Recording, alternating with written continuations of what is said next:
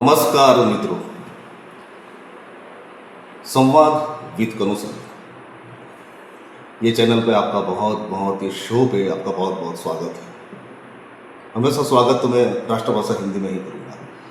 આપણે આજે વાત કરીશું સ્વાધ્યાય। સ્વાધ્યાય તમે જાણો છો કે આપણે જ્યારે ભણીએ છીએ, પાઠ્યપુસ્તકો ભણીએ છીએ તો પાછળ આપણે જે એક્સરસાઇઝ જે આવે છે એને સ્વાધ્યાય કહેવાય છે।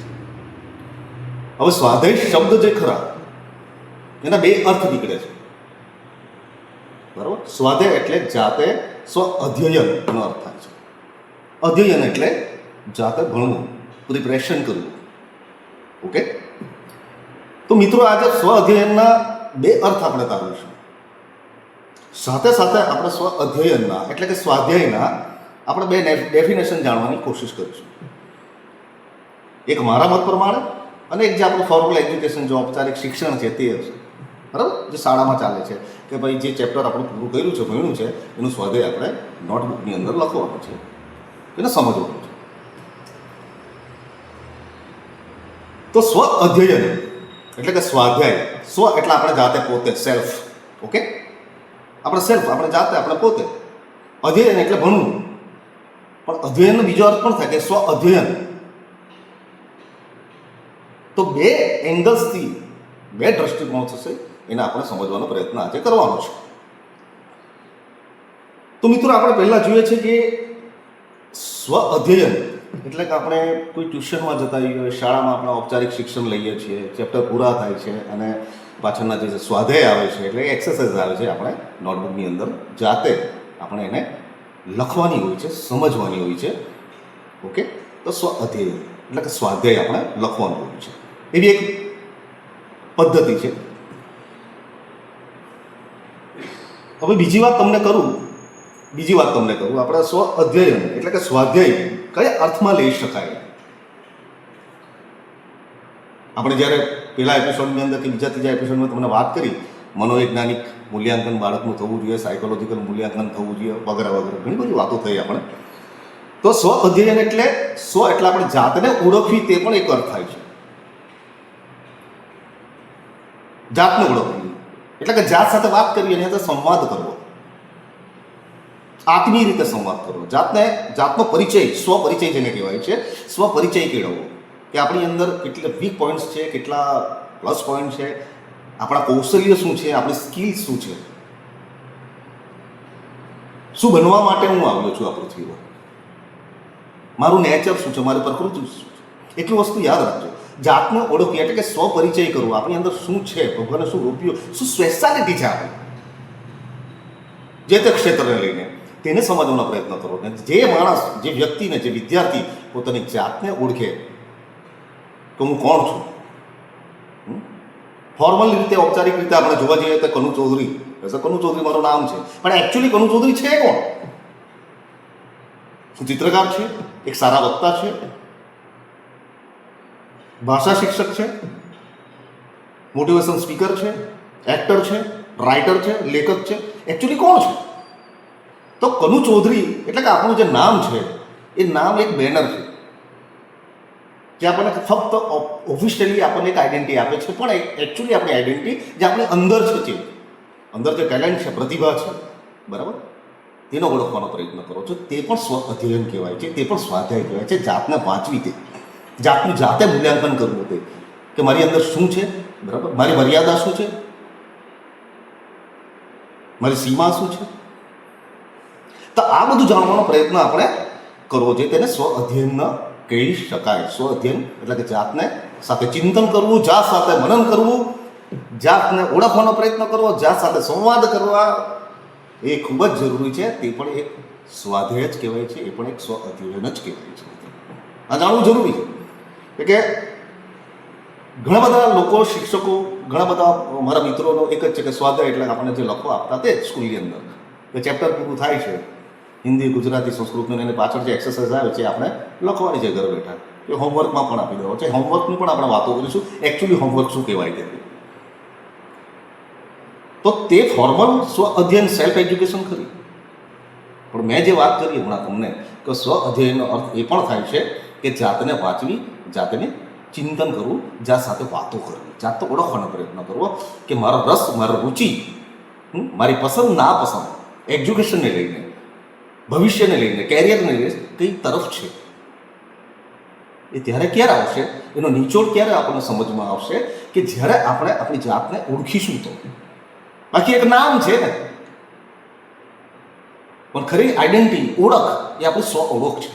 જાતને ઓળખ નથી, આપણા નેચરને ઓળખ નથી. એનો સીધો સંબંધ આપણા ચાઇલ્ડ સાયકોલોજી હોય, હ્યુમન સાયકોલોજી હોય, એજ્યુકેશન હોય, એ ફિલ્ડમાં ધીરે ધીરે ધીરે ધીરે એને સાંકળવી પડે તો કોમ્યુનિકેશન પેદા થાય. તાદાત્મ્ય રીતે આપણે સંકળાઈ જઈએ પછી એની સાથે. એના ફાયદા શું છે? એના ફાયદા એ છે કે હવે એક તમને ઉદાહરણ નાનકડું આપી દઉં કે એક મયંક નામનો છોકરો સાયન્સના પીરિયડની અંદર, વિજ્ઞાનના પીરિયડની અંદર જે રેખાચિત્ર જે આવે છે ને, સ્કેચ સાયન્ટિસ્ટના ટેક્સ્ટબુકની અંદરની વાત કરું, તેને દાઢી બનાવી આપે. શિક્ષકના લેક્ચરમાં બિલકુલ ધ્યાન નથી. શિક્ષક જે બોર્ડ વર્ક કરાવે છે એનું બિલકુલ ધ્યાન નથી. એટલે 2 વાર શિક્ષક એને ટોકે છે, 2-3 વાર શિક્ષક એને ટોકે છે કે ભાઈ આ શું કરે છે, તું ગંદુ કરે છે ને ટેક્સ્ટબુક, એને દમદાટી આપે છે. એટલે ખીજવાય છે શિક્ષક કે આ શું કરે છે, આખું પાઠ્યપુસ્તક તે બગાડી નાખ્યું, અંદરના રેખાચિત્ર તે બગાડી નાખ્યા. શા માટે? કોઈની દાઢી બનાવી છે સાયન્ટિસ્ટની, એને ચશ્મા પહેરાવી દીધા સાયન્ટિસ્ટે, આ છે શું છે? તો મિત્રો, આપણો દ્રષ્ટિકોણ હું એમ કહું છું કે બાળક શા માટે આવું કર્યું? કારણ કે એને સાયન્સમાં રસ નથી, એટલા માટે. એને વિજ્ઞાનમાં એ વિષયોમાં બિલકુલ એને ગતાગમ પડતી નથી, એને બધું ઉપરથી રહે છે. એનો રસ ડ્રોઈંગમાં છે, એનો રસ કંઈક ક્રિએટિવિટીમાં છે. એને બી કલ્પના થાય છે કે આ ચહેરો જે રેખાચિત્ર છે એમાં દાઢી બનાવું, ચશ્મા પહેરાવું, ટોપી પહેરાવું, હા તો કેવા દેખાય છે સાયન્ટિસ્ટ એમ. તો આ કલ્પનાનો વિષય છે. ક્રિએશન ત્યાંથી પેદા થાય છે, સર્જન ત્યાંથી પેદા થાય છે. પણ દ્રષ્ટિકોણ આપણો સારો હોવો જોઈએ કે મયંક નામના વિદ્યાર્થી શા માટે દાઢી મૂછ બનાવે છે, શા માટે ચશ્મા પહેરાવે છે સાયન્ટિસ્ટના રેખાચિત્ર પર. સમજમાં આવી મારી વાત?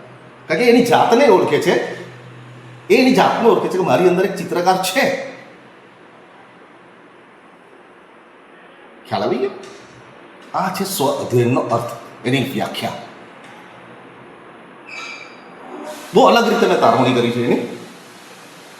ચાઇલ્ડ સાયકોલોજી પણ જ કહે છે કે બાળકના નેચર અને પ્રકૃતિના હિસાબે જ આપણે એનો અભ્યાસક્રમને, એટલે કે એનો જે શૈક્ષણિક પ્રવાહ છે એ પસંદ કરવાનો હોય છે. એનું પરિણામ પણ આપણને બહુ શુભ મળે, સારું મળે અને ધારે તે કરી શકાય કોઈ પણ ક્ષેત્રની અંદર જ્યારે આપણે જાતને ઓળખી જઈએ. તે ખાસ કરીને સ્વ અધ્યયનની વાત છે, એટલે કે જાતને વાંચવી, જ્યાં સાથે વાતો કરવી, એનું ચિંતન કરવું વગેરે વગેરે. બરાબર. એક બીજી વાત એ કરવાની છે, એના કંટાળો આવતો હતો સાયન્સના પીરિયડમાં, પણ એને સાયન્ટિસ્ટની જે દાઢી મૂછ બનાવે છે, ચશ્મા પહેરાવે છે, એની ક્રિએટિવિટી બોલપેનથી, હા બોલપેનથી એ ક્રિએટિવિટી કરે છે, દેખાય છે ગંદુ જ, પણ એમાં એને આનંદ આવતો હતો. એટલા માટે કહું છું મિત્રો કે એ જ અભ્યાસક્રમ અને એ જ વિષયોની પસંદગી હોવી જોઈએ જે આપણા નેચર અને પ્રકૃતિ અને આપણા રસ સાથે જોડાયેલી હોવી જોઈએ છે. જે અભ્યાસક્રમ કરવામાં, જે કામ કરવામાં આપણને સંપૂર્ણ આનંદ આવતો હોય, એ વિદ્યાર્થીઓ કે શિક્ષકો જેમાં આનંદ આવતો હોય, મજા આવતી હોય, એક ભાષામાં કહું તો, હા, તે શૈક્ષણિક પ્રવાહ પસંદ કરવો જોઈએ. એ સંગીત કલા પણ હોય ને, ચિત્રકલા પણ હોય ને, અભિનય કલા પણ હોય, જાત જાતની આપણી જે પણ વિવિધ કલાઓ છે એ અભ્યાસક્રમ સાથે જોડીને કરવાનું છે. કે જે દિવસે એની અંદરનો ચિત્રકાર, એની અંદરનો કવિ, એની અંદરનો લેખક, હે, વિદ્યાર્થીની અંદર કેટલી બધી સ્પેશિયાલિટી હોય છે, એને મારીને આપણે ફોર્મલ એજ્યુકેશન તરફ જશો તો પ્રોબ્લેમ થશે. એને જોડીને ચાલવાનો છે, એની સાથે તાલમેલ મિલાવવાનો છે. આ વાત મેં આગળ કરી ચૂક્યો છું. ખ્યાલ આવી કે આપણે નેચરને મારીને કશું નથી જવાનું. કારણ કે આપણે નેચરની અંદર સ્કિલ હોય છે, કૌશલ્ય હોય છે વિવિધ જાતના, એને ઓળખવા પડે. એટલા માટે સ્વપરિચય બહુ જરૂરી છે. પોતાની જાતને ઓળખો, એની સાથે વાત કરો, સંવાદ કરો, તો તમે જાતને ઓળખી શકશો, એને આઈડેન્ટિફાઈ કરી શકશો અને તે પ્રમાણે આપણે અભ્યાસક્રમ પસંદ કરવાનો છે મિત્રો. તો આપણે આપણી જાતને ઓળખીએ અને સ્વ અધ્યયન કરીએ, એનાથી મોટી સિદ્ધિ કોઈ ના હોઈ શકે. હું પોતે પણ કોમર્સમાં જવા માંગતો હતો. હું હતો સાહિત્યનો માણસ, મારું નેચર સાહિત્યનું છે. એટલે મેં લાઇબ્રેરી ગુજરાતી હિન્દી સાહિત્ય તરફ ધીરે ધીરે ઘણા બધા નાટકો લખ્યા, આર્ટિકલ્સ લખું છું, આજે પણ લખું છું, આજે પણ બોલું છું. એઝ અ વક્તા તરીકે મોટિવેશન સ્પીચ પણ હોય છે મારી પાસે કોઈ સ્ક્રિપ્ટ હોતી નથી, છતાં આટલું સરસ બોલી શકું છું. એનું કારણ છે પુસ્તકોને લાઇબ્રેરી, શબ્દભંડોળ અને સ્વપરિચય, કે હું કોણ છું, એઝ અ કનુ ચૌધરી કોણ છે, હું મારી જાતને ઓળખી શકું. તે જ રીતે મારા વાલી મિત્રોને અને વિદ્યાર્થીઓને વિનંતી છે કે હંમેશા સ્વ અધ્યયન કરો, સ્વપરિચય કરો, જાતને ઓળખો. એની સાથે ચિંતન, મનન, ચર્ચા જે કંઈ કરવું હોય તે પોતાની જાત સાથે કરો. મારો દાવો છે કે તમારા બાળકને આગળ વધતા કોઈ રોકી નહીં શકે. બાકી ફોર્મલ એજ્યુકેશન તો આપણે કરતા આવ્યા છે ને કરતા રહીશું, પણ જ્યાં સુધી આપણી મૌલિકતા, આપણું નેચર, આપણી પ્રકૃતિ, આપણો રસ, આપણો આનંદ, આપણી મજા, કે આપણી પ્રતિભા, કે આપણું જે અંદરનું કૌશલ્ય છે સેલ્ફ, એ જ્યાં સુધી ફોર્મલ એજ્યુકેશનમાં ના જોડીશું ત્યાં સુધી આપણને રિઝલ્ટ, સારું પરિણામ ના મળશે. કે પ્રકૃતિને મારીને, કે કૌશલ્યને મારીને, કે આપણી અંદર જે ઓરિજિનલ જે કલાકાર, સાહિત્યકાર, લેખક, કવિ જે પણ હોય તે સાયન્ટિસ્ટ, એઝ અ સાયન્ટિસ્ટ, ગણિત શાસ્ત્રી, શિક્ષણ શાસ્ત્રી બધા બેઠા છે ને અંદર, એના મારીને આપણે ના લઈ શકીએ. તો સૌ પ્રથમ વિદ્યાર્થી કે વાલી મિત્રો કે શિક્ષક મિત્રોને પોતાની જાતને સ્વપરિચય કેળવવો જોઈએ, અને એના પરિણામ, એનું નિચોડ જે આવે છે, એનું જે તારણ આવે છે એ બહુ પોઝિટિવ અને સકારાત્મક રહેશે. હું આ દાવો કરી શકું છું મિત્રો. તો નમસ્કાર, આપણે ફરીવાર મળીશું સરસ મજાની એજ્યુકેશનને લઈને વાત રહીને. કારણ કે આ શું છે ખબર, એજ્યુકેશનના બેઝ છે, આધાર છે. એટલા માટે મનોવિજ્ઞાનની મૂલ્યાંકન દરેક વ્યક્તિનું, શિક્ષકનું કે કોઈ માણસનું, ખાસ કરીને વિદ્યાર્થીનું થવું જોઈએ.